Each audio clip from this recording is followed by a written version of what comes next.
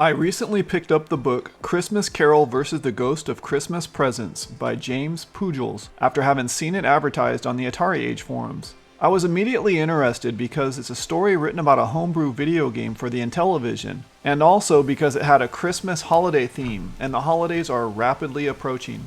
It's also not often that I read children's stories, so it's a throwback to childhood memories and more innocent times. I later learned that not only did James design the video game, but he also wrote this book and did all the artwork. Amazing. The book tells the story of one of Santa's elves, Carol, who was dispatched by Santa to retrieve presents which were stolen straight out of Santa's workshop in the North Pole.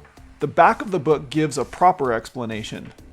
While Santa Claus and his elves were busy getting ready for their most important night of the year, an evil snowman broke into Santa's workshop and stole some of the presents. With no time to lose, Santa sent his most trusted and resourceful elf, Carol Greenleaf, to confront the fiend and return the stolen presents. Meanwhile, the evil snowman has hidden the loot deep within the frozen ice cube caverns nestled away in the Himalayan mountains.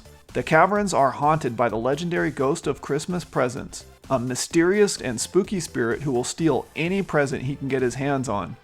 Relying on her wits and resourcefulness and a little bit of magic, Carol must explore the dark caverns, defeat her foes, and return the stolen presents before time runs out. Christmas morning is fast approaching. She is on a mission. The children of the world are counting on her. The book is a refreshing tale. I loved the language or sayings used in the book. For example, when Carol was delighted by something, she would often exclaim, "Sweet candy canes." She would often call the evil snowman a mean, rotten chestnut. On page 69, she exclaimed, "What a goofy silly Billy." I love it. Prior to the first chapter beginning, we are presented with a map titled The Frozen Ice Cube Caverns. It's an incomplete map that would later be filled in by Carol herself during her adventure. As the story unfolds, there are colorful illustrations sprinkled in. All this artwork again was impressively done by the book's author. Over on Atari Age, James shared with us some of his creative process on how a small sketch turns into the completed artwork used in the book. At the book's conclusion, the final image on the last page of the book, we are presented with the finished map, which Carol completed, even going so far as to name the various rooms and areas all herself.